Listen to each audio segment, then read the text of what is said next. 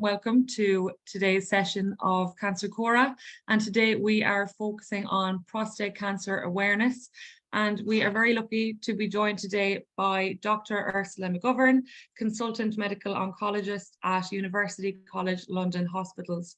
Ursula specialises in the treatment of prostate and bladder cancer, so we are very fortunate to have her here today. Ursula, thank you very much for joining us.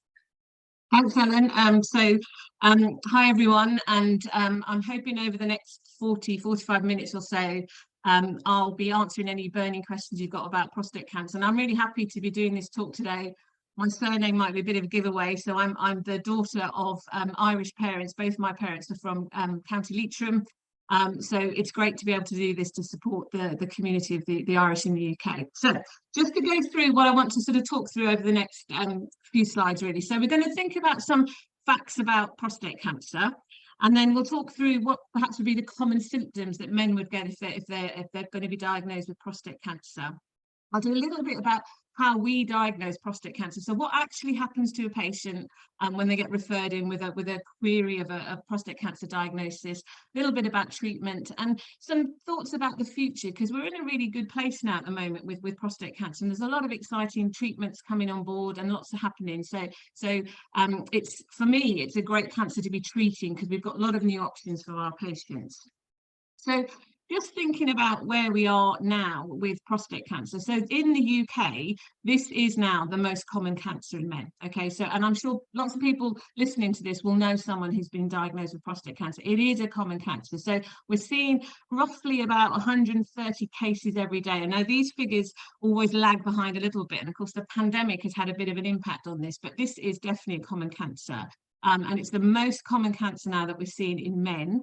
And it's accounting for about a quarter of all cancers that we see in men in the UK. So this is a big problem for us in the UK.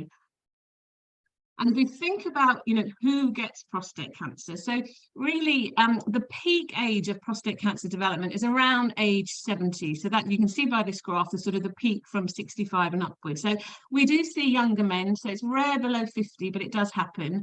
But sort of 65, 70, that is the peak age range of men who are going to get prostate cancer. And if I think about my clinic, it's full of men in their 70s and 80s with prostate cancer. This is definitely a common condition.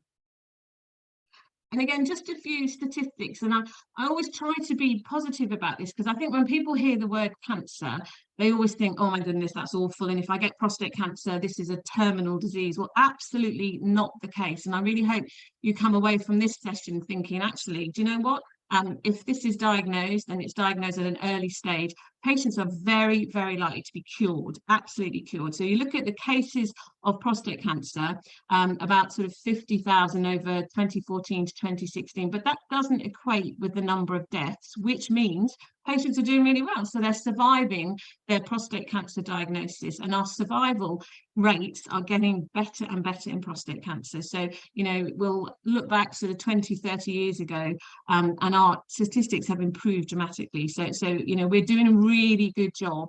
And I keep hammering home the message: prostate cancer is curable. Okay, so it is by no means a death sentence, and we've got lots of good options.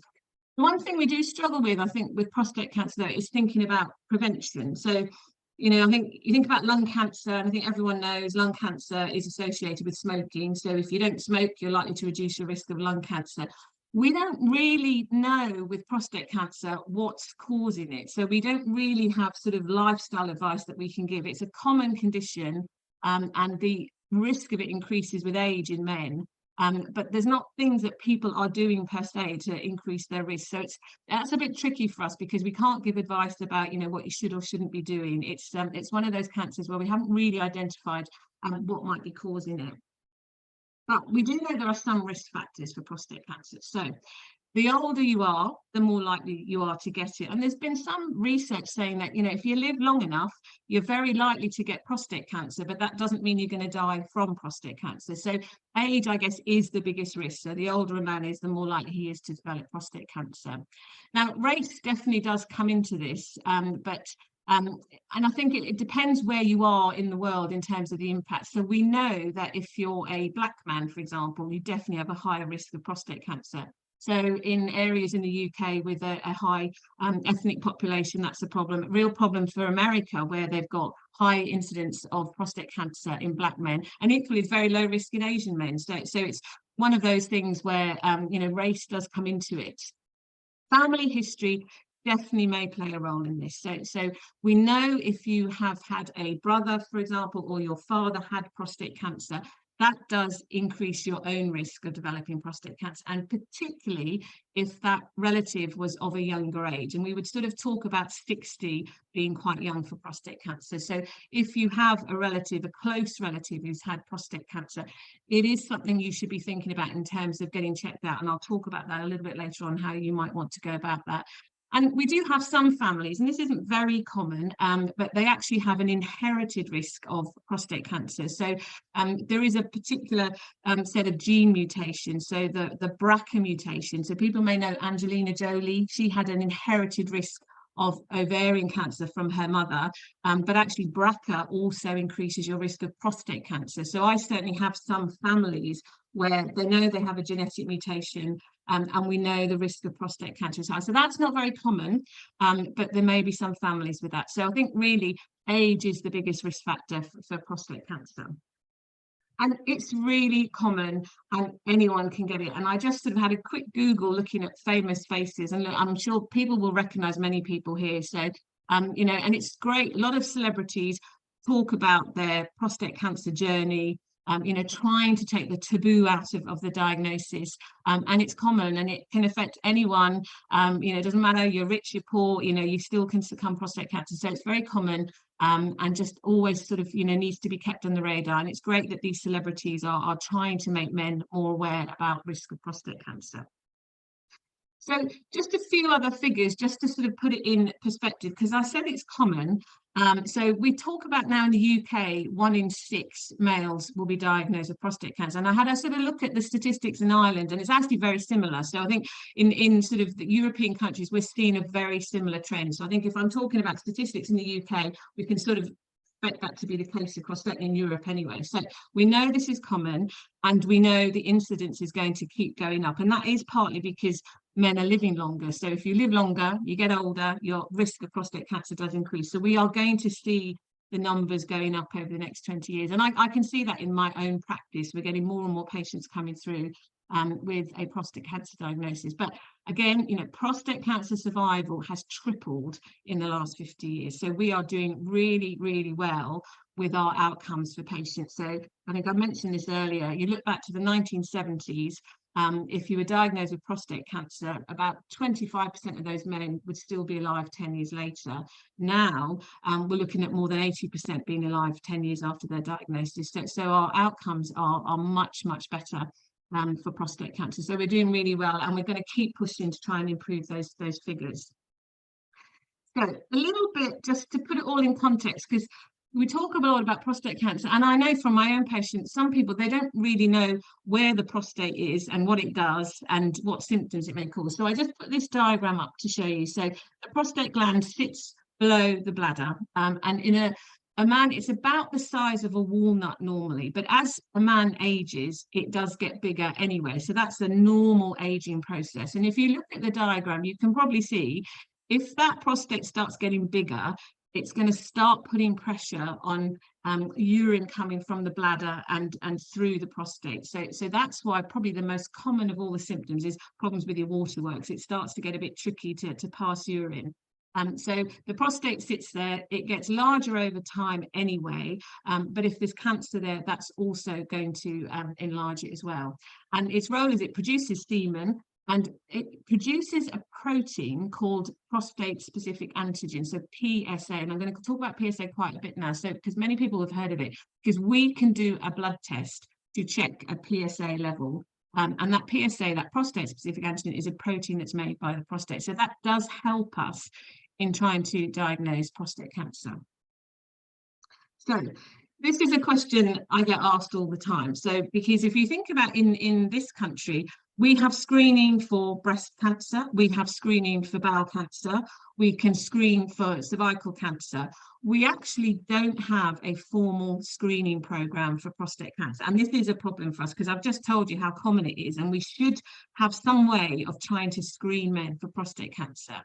And at the moment, I think everything is really based around the PSA blood test, which can be helpful. But the problem with PSA is it's not reliable. So if you take 100 men and you do a PSA level and it's raised, only 30 of those will have prostate cancer. So that means the other 70 have got a raised PSA but don't have prostate cancer. So it's not very specific.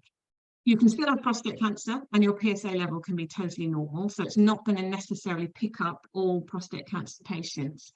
And the other thing with PSA, it's not just cancer that makes the level go up in the blood test. So you could have a urine infection and your PSA blood test will be higher than normal.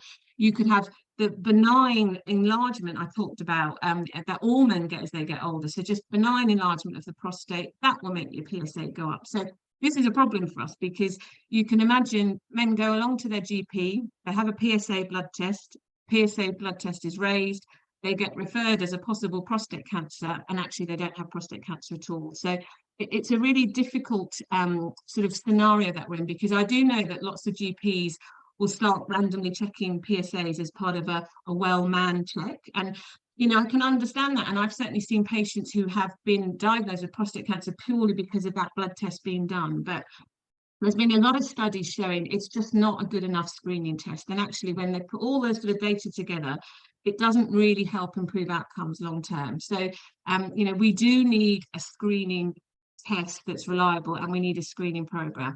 I would say, and I talked about this earlier, if you have a family history of prostate cancer, so if you had your brother or your father, I think it's very reasonable for a GP to check a PSA. So that is something that we would probably say, you know, it is worthwhile doing, but it's a discussion to be had with your GP, because some GPs will do this, others will say, you know, it's not a screening test that's reliable, I don't want to do it. But so we really need a good screening test, and we're getting there, I think. So there's a lot of evidence now that actually doing scans, MRI scans, that might be the way forward, because our MRI scans, and I'll again talk about this in a little bit, they're so good at picking up prostate cancer. Perhaps that's the screening test we need to do. Or the other thing that a lot of research is looking into at the moment is whether we can do a test in a urine test that may pick up something that's unique to prostate cancer, because you see the urine has to travel through the prostate, so maybe we can find a particular protein in urine that might be effective. So there's a lot of research going on, and I'm hoping, you know, if we did this talk again in 10 years, I'll be telling you about a national screening program for prostate cancer, but we're not quite there yet. So the PSA is helpful, but you can see there's a lot of caveats with that being done on a regular basis. So symptoms of prostate cancer. So most men will get symptoms with their waterwork. So basically they have difficulty passing urine. So maybe men find that they need to go quite frequently, but then it takes them a little while to get going.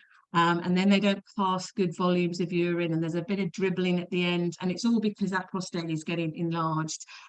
Quite a common symptom is getting up and down at night, and it's interesting, we often find in our clinic it's our patients' partners who are the first to start flagging this and saying, you know, you're getting up and down so many times during the night, and I can hear you're not peeing very well, and so it gets picked up that way. And pain when passing urine might be another symptom. Blood in the urine is not that common actually, but that is always a bit of a red flag, and that definitely needs to be checked out.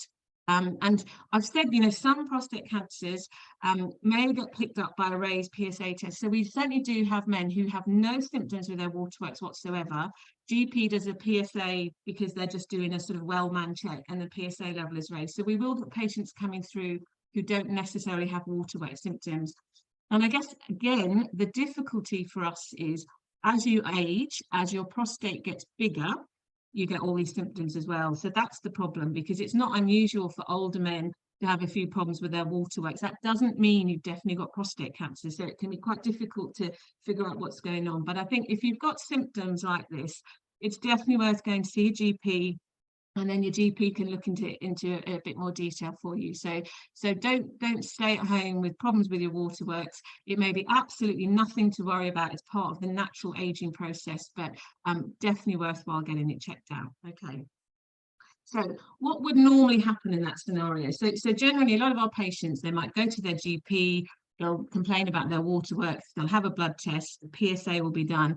The PSA might be raised, and at that point, with symptoms and a raised PSA, that would probably warrant a referral to a urologist. So they're the specialist in the hospital that would deal with prostate cancer. Now, if the GP is truly concerned about cancer, we like to get things going fairly quickly, because we know the earlier we diagnose any cancer, the better the outcome for the patient. So this is something that would trigger what we call a 2-week wait referral. So that's basically the GP saying, okay, I'm a little bit anxious about this patient's symptoms, his PSA is raised, could have prostate cancer, gets referred to hospital, and ideally that patient should be seen within 2 weeks. Now, we all watch the news, we see the pressure the NHS is under. We are still very much coming out of the backlog of the pandemic. So this probably isn't happening as quickly as it should. But again, it's something to always push for. You know, if there's a concern about prostate cancer, patients really do need to be seen quickly. And a lot of clinics and a lot of hospitals nowadays will have what we call one-stop clinics. So basically, you know, they see these patients are referred as a 2-week wait. So we're worried there's prostate cancer there, and you'll get your appointment, and sort of everything should happen in that one clinic. That clinic should sort you out initially with your, you know, they'll take your medical history, a urologist will examine you, and the examination is a digital rectal examination, and I will talk about that because everyone I know has a slight anxiety about someone putting a finger in their bottom, understandably, but it's a very important test. And actually, often on that day, you'll probably have your scan as well. So these are really good clinics now, sort of to fast track patients through, so everything's done. And you know, some patients will leave that clinic that day knowing they don't have prostate cancer, so it can be a really good way of assessing patients. Now, put this slide in because I do think it's really important, because of course this is not a very nice thing to have done or to do, but it's really, really important. And I think from a patient's perspective, just think that this is a really quick thing. It's not uncomfortable, really. It's not painful. There's no need for embarrassment, because this is something that the urologists are doing all the time. You wouldn't think twice if a doctor took out a stethoscope to listen to your chest. So just think of it in the same way. But a rectal examination is very important, because you can see in the diagram, a urologist can feel the prostate gland, and a cancerous prostate gland feels different. So straight away, they'll think, okay, this feels a little bit suspicious, because most cancers occur on the sort of outside of the prostate. So you can feel them. It feels hard and knobbly, which a normal prostate is quite smooth. So it's a really helpful test for the surgeon, and certainly the surgeons I work with, you know, they're already thinking ahead, and they use this examination to think whether, you know, an operation will be straightforward or not. So it's a really important test. It's literally going to be over in a matter of seconds, and it's probably the only time you'll need it. So don't be embarrassed, but it's all very important in terms of establishing the diagnosis.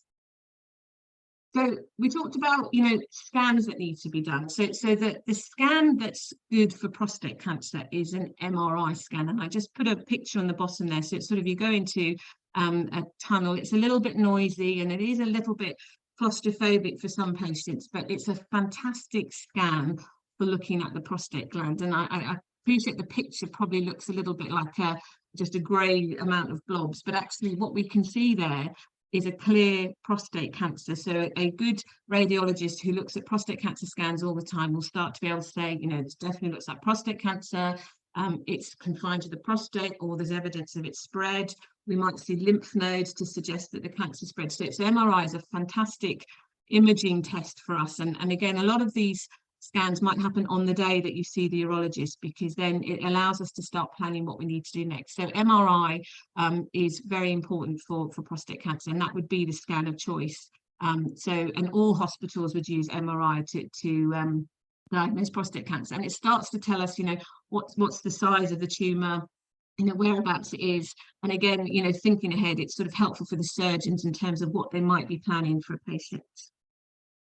We also need to do a biopsy of the prostate. So like any cancer, you have to sort of get a sample of it to know you've definitely got cancer and what sort of type of cancer it was. And I think nowadays, most centres will be using that scan to target their biopsy. So previously you might get sort of random biopsies from the prostate, and you might miss a cancer. But if you look at your MRI, you can see what you think might be a cancer. It means you can definitely target that area. So the prostate biopsy is very important because, you know, it may completely exclude the cancer, which is great. So you biopsy something that looks suspicious, there's no cancer there, there you go, end of story, you don't need to worry about it anymore. But if we do prove there's cancer there, it starts to help us to guide treatment as well, because we want to know, you know, how aggressive that cancer is, how abnormal it's looking. And depending on where you are and which hospital, you may have that biopsy done under a local anaesthetic, or sometimes now they're a bit more likely to give you a general anaesthetic because they want to get a good sample of the prostate. So that would be a day procedure. You're done and dusted, you go home, and then your results would come through a little bit later. So probably in that one-stop clinic, you'll have your examination, you'll have a blood test, you'll have your scan, and then you'll probably be brought back to the biopsy. That's the normal pathway our patients would go down. And why is the biopsy important? And I'm not trying to overcomplicate things, but I know our patients start to get familiar with some of this terminology, because prostate cancer has got this funny grading system called the Gleason score, and lots of our patients will know what this means. And basically, it's just a score of how abnormal the cells look at the time of biopsy. So the biopsy's done, goes off to the pathologist, he looks down the microscope, and he'll give us two figures. You know, what's the most common score and what's the highest score. And it's a funny grading system. You may have a Gleason 4+3, which equals 7 prostate cancer. And patients do start to get used to this terminology, because the higher the Gleason score, the more aggressive the cancer. So it's out of 10. And it's a very strange system, because really the lowest score is 6. So people sort of, it's a funny way of doing it. But so most patients coming through, they may have Gleason 6, Gleason 7, Gleason 8.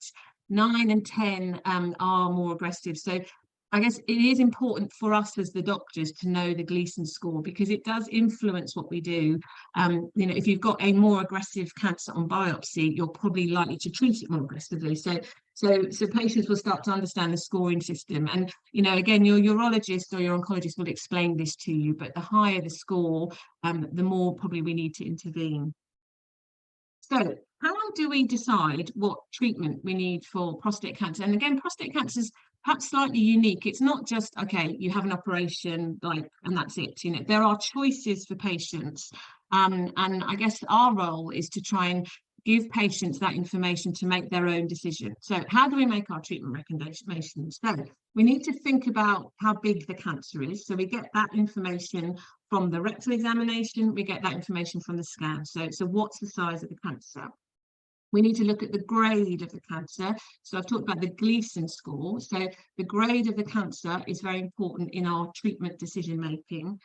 And we do look at the PSA level. So having gone through at the beginning saying it's not a very good screening test, once you know you have cancer, so once we know patients got a biopsy proven cancer, the PSA level does become relevant, because it sort of makes sense, doesn't it? If it's higher, you're going to think that's not so good as having a low PSA. So size, grade, PSA level, and that tells us the risk that patient is at. And really, that's how we make treatment recommendations. We think about the patient in terms of the risk of their prostate cancer. So what we do is basically group patients into particular risk groups. So we might think, you know, patients have different, you know, risks, and that's how we make our treatment recommendations. So trying to make this simple, what's a low risk patient? So someone whose PSA not particularly high, they've had their MRI, the cancer doesn't look particularly big, and it certainly hasn't spread, and the Gleason score is quite low. So that would be a patient who we would say is a low risk prostate cancer patient. Who would be high risk? So someone with a high PSA, a big cancer that we can see on MRI, perhaps starting to try and spread outside of the prostate gland itself. And I've said, you know, higher Gleason score is more aggressive, so that pushes your risk up. So high PSA, large cancer, high Gleason score, that would make you a higher risk prostate cancer patient. And then we need to make some treatment recommendations. So every hospital will have this same sort of pathway. Teams make decisions. It's never down to one individual. And I think that's really important for patients to understand. It's a team recommending your treatment plan. It's not one person who thinks they know better than everyone else and it's my way or no way. It's very much a team discussion. And every single new prostate cancer patient will have a discussion in a multidisciplinary meeting. So, for example, at UCH where I work, we have a meeting every Friday morning. So there's oncologists, radiologists, urologists, we're all there looking at the new prostate cancer diagnosis. And we look at the MRI scan, we look at the biopsy result, and we see what the Gleason score is. We ask what the PSA level is, and then we can make a treatment recommendation for that patient. And it can get quite heated, let me tell you, because everyone will have a slightly different opinion. And that's the beauty of it, that it's a really good discussion about what's the right thing for a particular patient.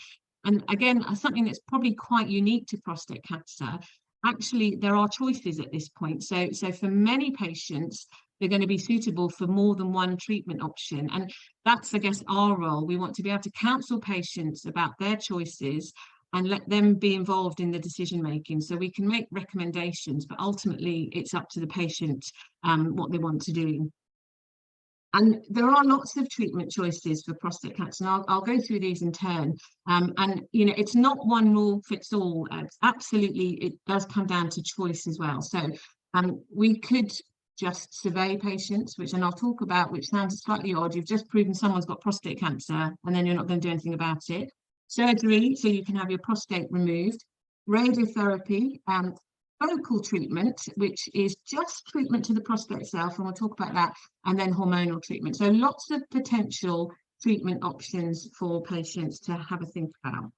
So active surveillance for prostate cancer. So another little unique thing about prostate cancer, you get diagnosed with prostate cancer, and then we say, well, there you go, we don't need to do anything about it. Okay, but this does work for some patients, and this comes back to what I talked about, risk. Okay, so if we have a patient who is low risk, we know from this very good evidence that actually if we just keep watching, we don't need to intervene, and we keep watching that patient, we may not need to do anything definite for that patient. So it comes back to this, people often hear, oh, you'll die with prostate cancer, but not from prostate cancer. So we absolutely know there are some prostate cancers that we can just leave them alone and we don't need to do anything, but we must watch that patient because things can change over time. So it needs to be active surveillance. And all hospitals, again, will have a sort of active surveillance program. So those patients, they'll probably have, 6 monthly PSA blood tests just to check that it's not changing significantly. They may need to have an examination again, just to, again, check things aren't changing. Maybe every couple of years, we might do another biopsy just to make sure the Gleason score hasn't changed. And you would be doing MRI scans periodically as well. But we have plenty of patients, who are on active surveillance for many, many years. So great for them because they know they're being watched. They know that if something changes, we can step in and give them curative treatment, but they actually may never need that. So a really good option for some patients, but it's not an option for everyone. And some patients, this does not sit well with some patients. What do you mean? You've told me I've got cancer, and now you're not going to do anything about it. So this is very much, as I talked about, it's about patient choice. Somebody, if they're suitable for active surveillance, they need to have that discussion. And for some men, it will be a great option. For other men, they'll be very uncomfortable with that, and that's not the choice for them. But this would only be suitable for low risk patients. Okay, so this is where risk does come into it. Surgery for prostate cancer. So I've got a couple of pictures. These are the surgeons I work with at UCLH. So UCLH is a very big centre for prostate cancer surgery, and it's now done robotically. So this is my surgeons on they're called the Da Vinci robot, and it's basically a fantastic sort of technique that's been developed where it's a little bit like keyhole surgery that people have probably heard of. So basically, they control the robot from a console, and they get fantastic outcomes for our patients. And the one thing I would say about surgery, You may find if you get diagnosed with prostate cancer, you're not offered surgery in your local hospital, you're offered it in a regional centre. And that's really important that that happens, because we know good surgeons do hundreds of prostate operations every year. You want to be in the hands of a surgeon who does this regularly. So up and down the country, prostate cancer surgery has been centralised. So at UCLH, we do the surgery for most of the patients in sort of North London. They come into our centre. But that's a good thing, because you want to be operating on someone who does this all the time. So centralisation of surgery is very important. So you may have to travel for your operation, but that's because you want to be in a centre that's doing this all the time. And you can look at these figures for surgeons. If you're interested, you can go online and you can see how many they do every year and what their outcomes are. So all that information is there for patients to help make the choice. So surgery may be an option for some patients. And this Da Vinci robot really has helped streamline surgery. So you're in hospital for a much shorter period of time now than in the old days when they used to open you up and remove your prostate.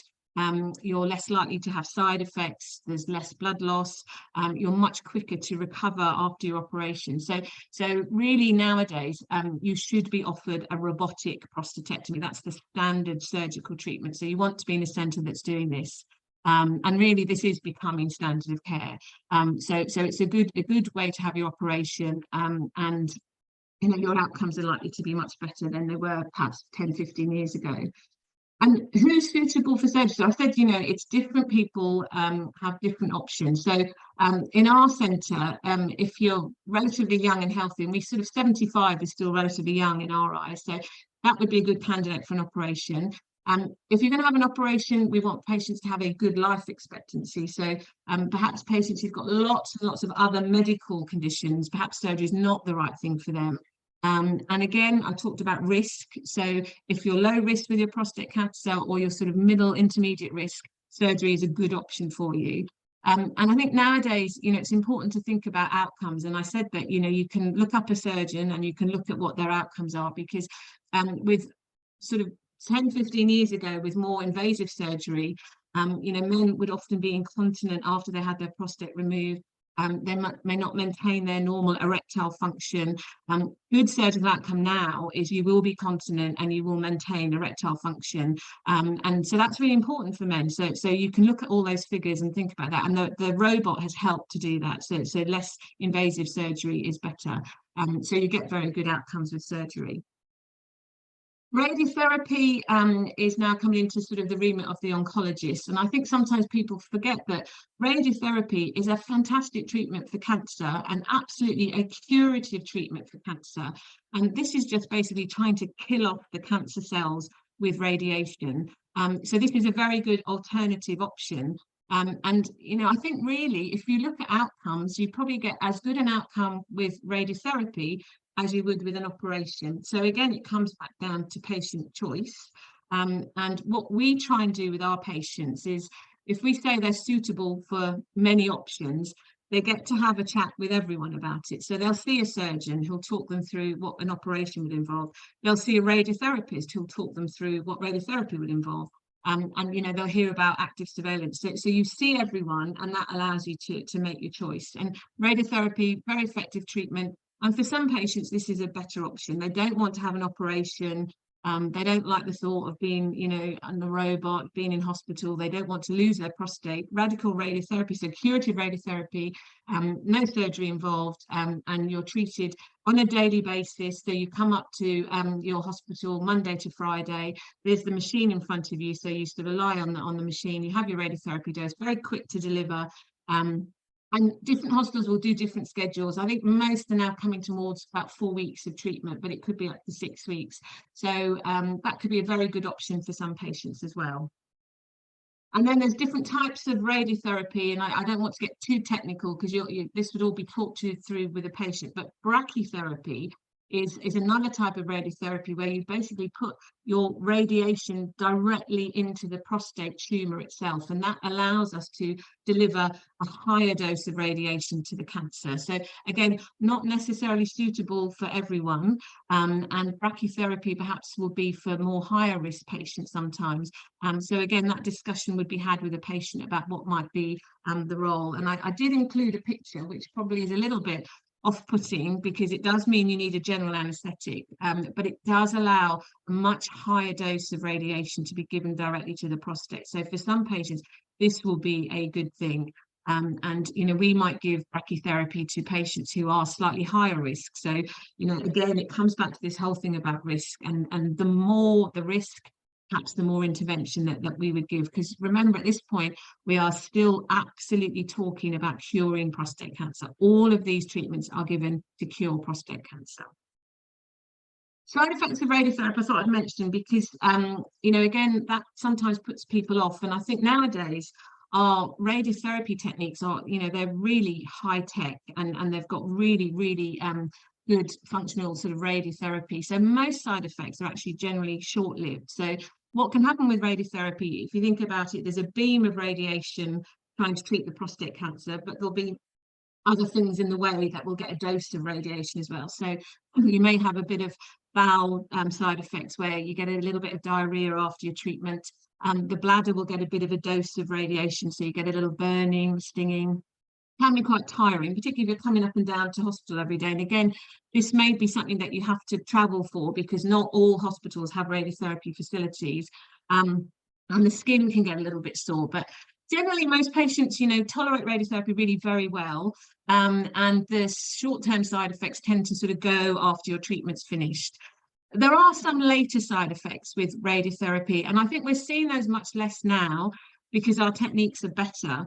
And again, an oncologist will talk you through that, but I think most patients tolerate radiotherapy very well. So this would be a good alternative if surgery wasn't something that a patient wanted to consider. And then focal treatment, I thought I would just mention this, but it's not something that every hospital can offer.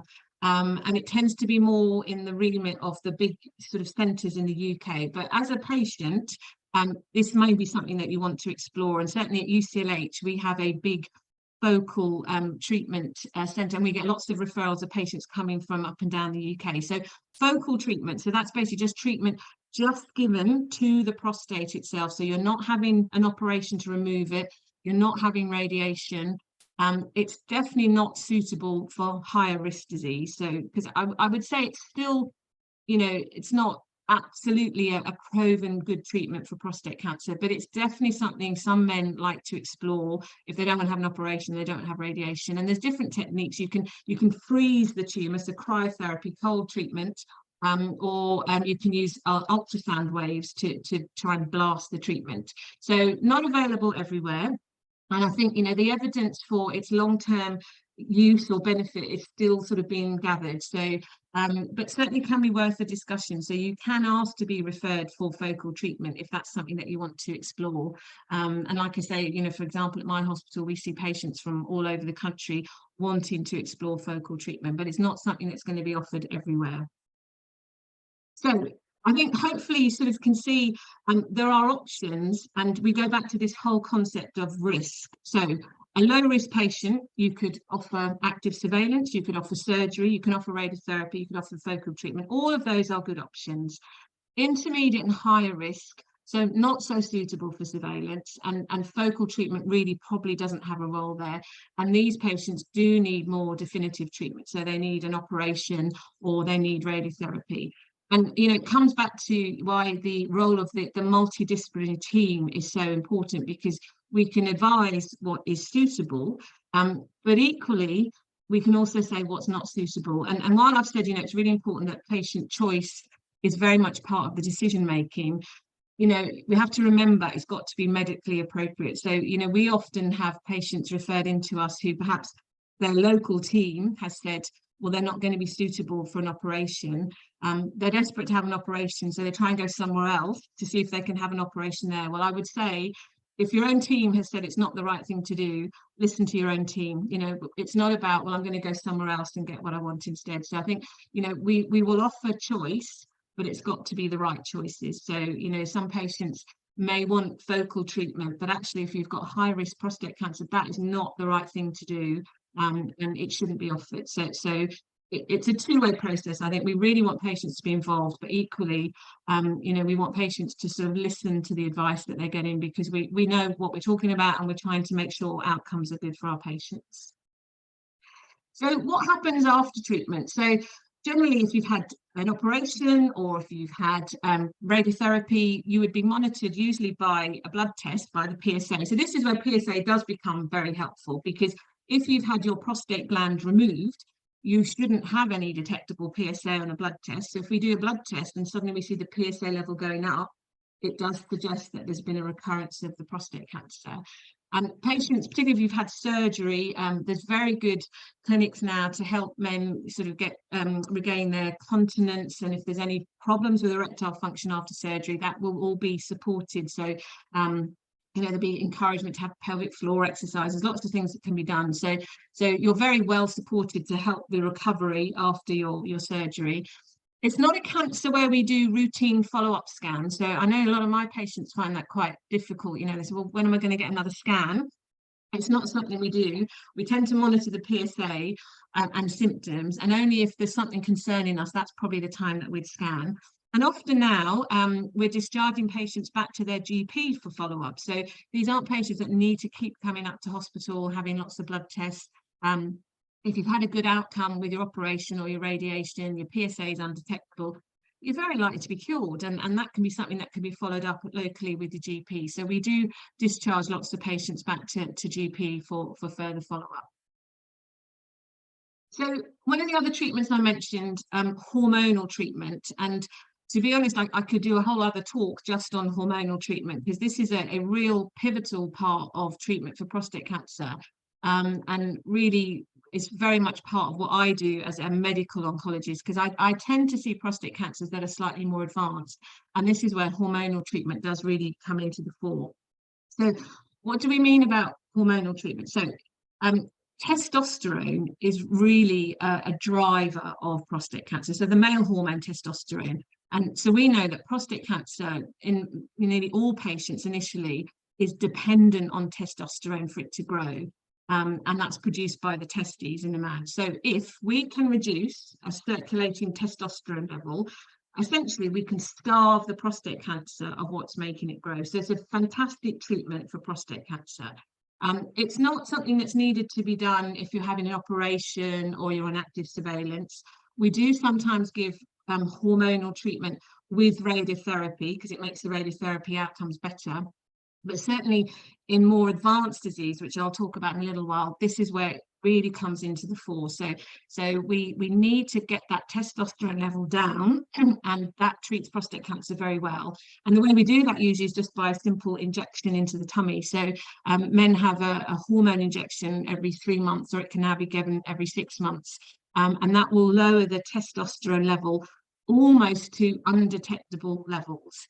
So fantastic treatment for prostate cancer, but you can imagine if you lower a man's testosterone level, again, we are going to see side effects. And side effects of hormonal treatments, you know, they can be quite debilitating for some patients. And I've sort of listed the common things that our patients would complain about. And interestingly, we think of, you know, testosterone as the male sex hormone, and it's not really the loss of libido or the erectile dysfunction that is the most distressing for most men. It's things like the fatigue and the low mood and the hot flushes. You know, think about menopausal women, and this is what we're seeing in our men with low testosterone levels. So, you know, I think as doctors, we need to appreciate that, you know, we are causing side effects with some of our treatment. Over time, low testosterone level can lead to weight gain. It can thin the bones. But I'd like to think we're pretty good now at tackling all of this. You know, we know what the side effects of hormonal treatment can be.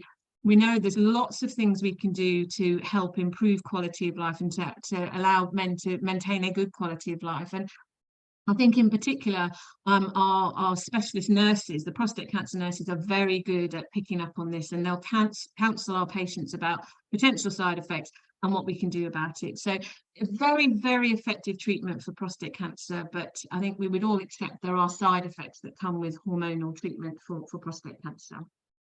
So how do we try and deal with some of those side effects? Physical activity.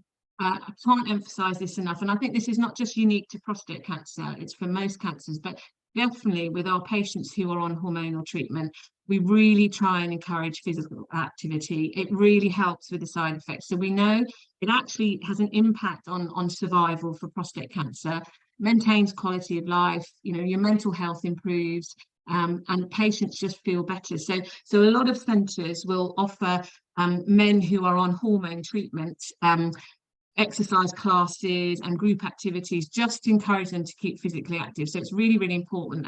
And this is one of my patients. I just thought I'd put this slide in, a chap with advanced prostate cancer who is on hormone treatment, and he runs this fantastic group for patients called Prostate Peddlers. He always comes to my clinic with his Prostate Peddlers t-shirt on. But it's fantastic, it's men on hormone treatment who get on their bikes, they exercise, they have a pint, they talk to each other about their experiences, and it's fantastic. And it really sort of changes the mindset of our patients. It's great to be with other people in the similar position. They get lots of exercise and they feel they're doing something constructive. So physical activity, really important. And we really try and promote it in prostate cancer, and particularly men on hormone treatments. So a little bit now about advanced prostate cancer, because it is more what I see, to be honest, and some men will present with advanced prostate cancer. So I've talked up until this point about men who have curable prostate cancer, because it can be removed with an operation, or you can have radiotherapy, whatever. But we do see men presenting with more advanced cancer, and there's different scenarios. We have some of our patients who perhaps they had treatment 10 years ago for prostate cancer, they had their prostate removed, all looked to be doing very well, and then suddenly they develop more advanced disease. Some of the patients that come to that one-stop clinic, actually when we start doing our scans, we see clearly that the cancer is more advanced than we first thought. So that's the way they present with a more advanced prostate cancer. And I certainly have some patients who actually never had problems with their waterworks at all, and it's the symptoms of the advanced cancer that brings them to us. And prostate cancer likes to go to the bones, it spreads to the bones, and so I have a significant portion of patients, it's bone pain that was the first thing that brought them to our attention. So perhaps they had a bit of back pain, which you'd expect to be normal, but getting much worse, getting much more severe over time. And that's how they present with their advanced prostate cancer. And some of those men will never have had any problems with their waterwork. So again, I think, severe worsening pain over time, please get that checked out with your GP, because that might be something that we need to pick up on. And the symptoms of advanced prostate cancer, so, can be similar to the symptoms I talked about earlier. So men may have problems with their waterwork, but when you've got more advanced disease, you start to get, I guess, what we call the systemic symptoms of prostate cancer. So, you might have patients who just, just feeling tired, washed out, just not feeling quite right, appetite's gone, losing a bit of weight, and there's no obvious reason behind it. And I've put bone pain there in red again. It's very important. If you've an older man with worsening severe pain in the back or in the leg, whatever, get that checked out, because that could be the way you're presenting with more advanced prostate cancer. And this is a bone scan, which is another scan that's commonly done for men with prostate cancer, because prostate cancer likes to go to bone. And this is actually one of my patients. And you can sort of see the outline of the skeleton, and hopefully you can see there's lots of little black marks in the ribs, in the spine. This is a man who's got prostate cancer that's spread to his bones. This is not an unusual scenario. We see this very commonly, and there's an awful lot we can do about it. But this is another way that men come into the system with us with what we call metastatic or advanced prostate cancer. So bone, a very, very common site of spread for prostate cancer. And when I see patients with advanced prostate cancer, I think at this point, we're always very honest with our patients. I think advanced prostate cancer, we're not using the word cure anymore. But I don't want people to take away the thought that, oh gosh, that's it, I'm about to die of prostate cancer, because that's not the case at all. So I always say to patients that this is not curable, but it's absolutely treatable. And I have men who have lived for many, many, many years with advanced prostate cancer. I think they come into our clinics and they assume I'm going to tell them they've got a few months to live, and we are not talking that at all for advanced prostate cancer. We're talking many years of life expectancy. And our treatments have improved massively over the last 10 to 15 years for advanced prostate cancer. So we've got lots of choices, we've got lots of options for our patients. We can even start to personalise treatments as we're getting to sort of understand the genetics behind prostate cancer. So, you know, if you're unfortunately enough to be diagnosed at a more advanced stage, it's not hopeless. There's so much out there for our patients. And, you know, we get patients who maintain a very good quality of life. They carry on working, they go on holidays, they do all the things that are important to all of us with a diagnosis of advanced prostate cancer. And I'm just sort of going to summarise just to finish in the last few slides. I mean, I've been a consultant oncologist for 12 years now. And when I think about when I started, you know, men with advanced prostate cancer, well, we'd put them on their hormone treatment and we'd hope that would hold that for a little while. But I just look at sort of, you know, I was thinking about the treatments we've got. So there are so many new options for these patients. So I just thought, you know, just look at that, how the landscape has changed. So we've got other hormonal treatments that we can add in, and they work very well. Chemotherapy can work in advanced prostate cancer, and we've got a couple of choices that we can think about. Radium is a treatment that targets the disease that's in the bone, so that can be very effective for patients. And olaparib, many of you may have seen it just recently on the BBC News. That's for patients. So I talked about the BRCA mutation at the start. If you've got an inherited risk of prostate cancer, that is a very effective treatment for patients with a BRCA mutation. So we've got targeted treatments. And lutetium is something that we're just hoping we're going to get approval for in the UK, looking very, very effective, another targeted treatment for prostate cancer. So look how the landscape has changed. It's, you know, there's so many choices for our patients. And that's why survival rates are so much better, because we can keep patients going for a long, long time with lots of different treatment options. And just to finish, I just wanted to mention a little bit about clinical trials, because as oncologists, we love running clinical trials. I run a lot of trials at ECLH. And I know sometimes people are a little bit apprehensive about trials because there's, well, I don't want to be a guinea pig and I don't want someone testing something out on me. It's not really what it's like anymore. And I think this is a really important quote. Research is the backbone of progressive medicine. So you'll find nowadays when you go to these centres treating prostate cancer, there's lots of trials in surgery, there's lots of trials in radiotherapy. We've got lots of trials within medical oncology. And just please have a think about them if they're discussed with you, because we know they improve outcomes. So all those new drugs I showed you that we've got for prostate cancer, the only reason we've got them is because we ran clinical trials showing that they were beneficial. So we're always very keen to get patients involved with trials, and most of the trials nowadays you're probably likely to get your standard treatment, but you may get something in addition. So it's sort of a no-brainer really. You're not going to compromise your care in any way.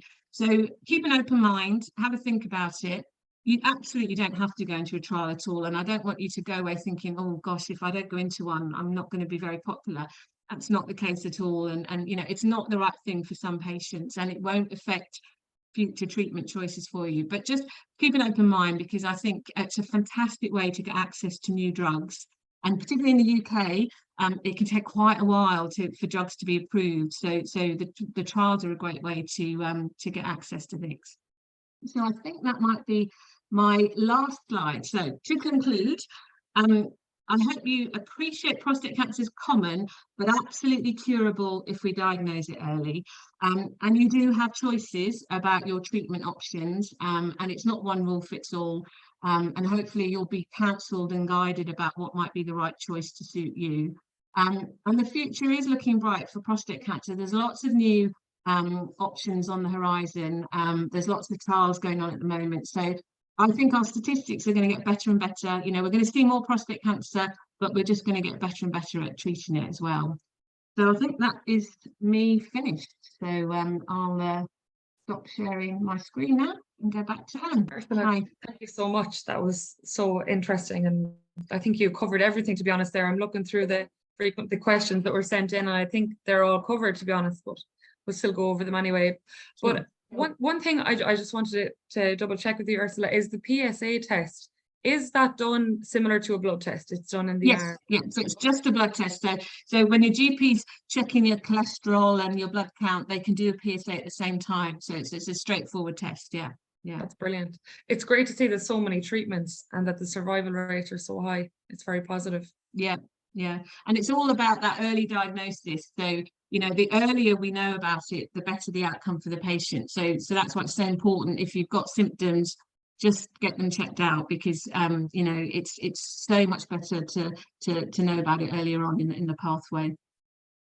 Is PSA encouraged to still get that testing done, we'll say, when you hit a certain age, regardless of symptoms, or is it kind of something that it's difficult? And you know, I think different GPs will look at this differently. So you may have some who will say, oh look, you're 60, it's probably time we checked your PSA.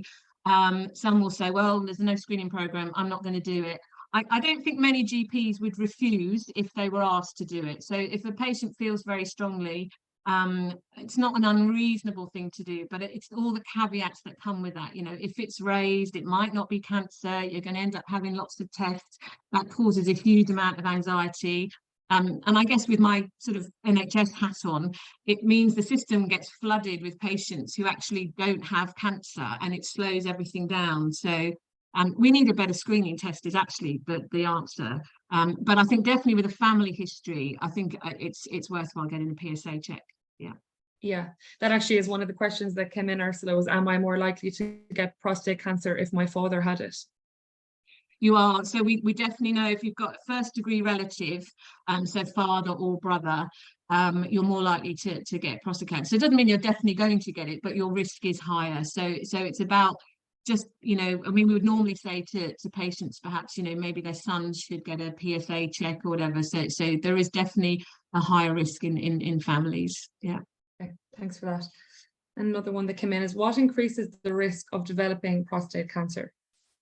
So really, it's only age is the definite risk, really. So we know as you get older, your risk is higher, and we don't really have an answer about why this is becoming so much more common, apart from men are living longer. So like I said, it's very different to some of the other cancers where, you know, we know if you eat lots of processed meat, you might get bowel cancer. That's not necessarily the case for prostate.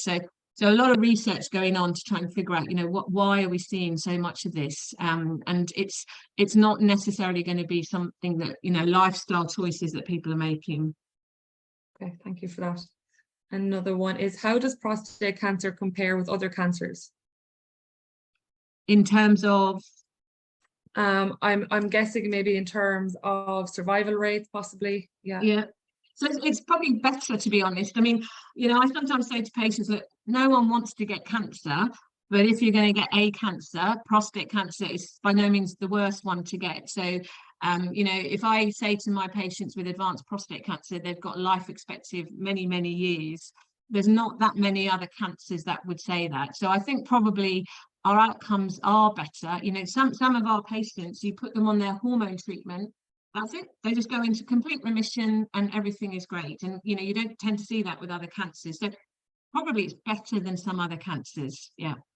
Okay, thanks. But again, it's about risk, isn't it? So you know, the patients with a bigger tumor, a higher Gleason score, they're the ones that perhaps won't do quite so well. So it depends on an individual sort of how that is, but generally our patients do very well. Yeah.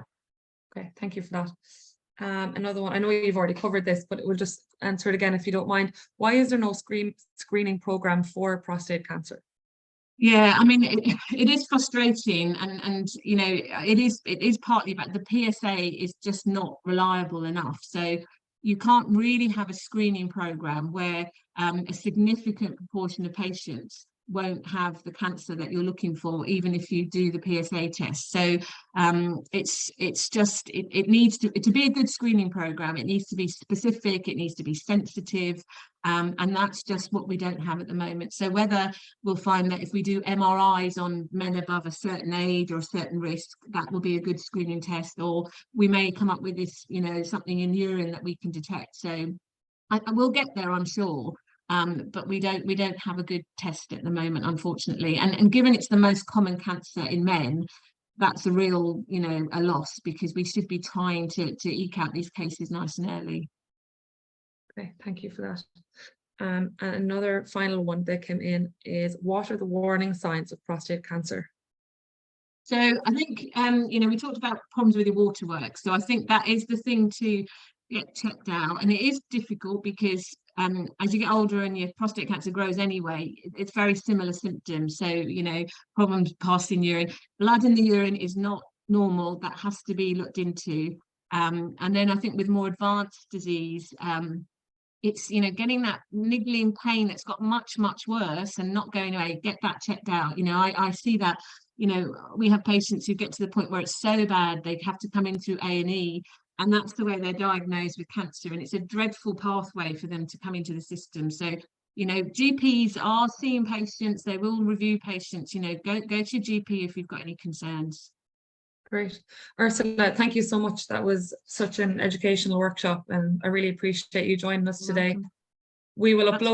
We will upload this recording onto our Irish in Britain Cancer Cora webpage and onto our YouTube channel. So if anyone wasn't able to watch this live or send in questions in advance, please do. You can email me over at health@irishinbritain.org, and Ursula will answer them questions if you don't mind, Ursula. That would be great. Absolutely, I'd be happy to. Yeah.